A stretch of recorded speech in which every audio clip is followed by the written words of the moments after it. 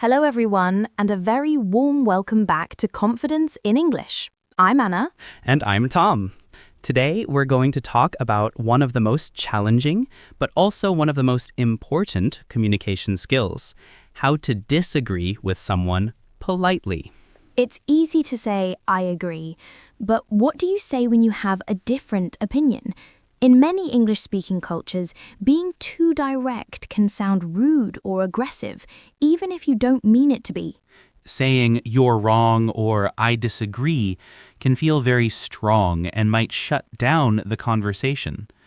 Today, we will teach you 3 powerful techniques to express your own opinion while still being respectful and keeping the conversation friendly and productive. Part 1, Technique 1, the cushioning phrase.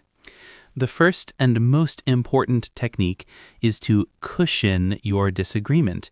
This means you start with a phrase that shows you respect the other person's opinion before you give your own. You are softening the impact. You first acknowledge their point.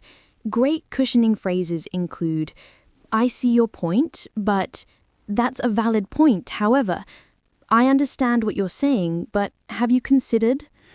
For example, if a colleague says, I think we should launch the new product in January, instead of saying, no, that's a bad idea, you could say, I see your point, but I'm worried that's a very busy time for our customers. This shows you were listening and makes the other person much more willing to hear your idea.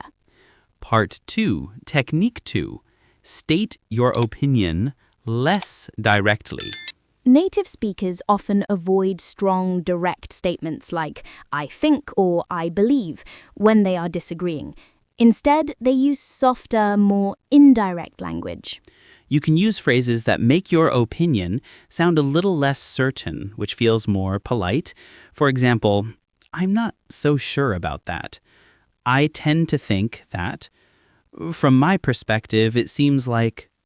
Let's combine this with our first technique. Your colleague says, this is the best movie of the year. You could reply, that's an interesting take. I'm not so sure about that myself. I felt the story was a bit slow.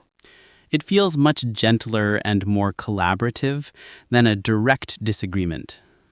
Part 3, Technique 3.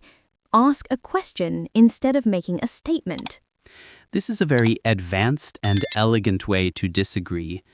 Instead of stating your opposing view, you can ask a question that introduces a different possibility. This invites the other person to think along with you. For example, if someone says, working from home is always more productive, you could ask, I wonder if that's true for everyone, though.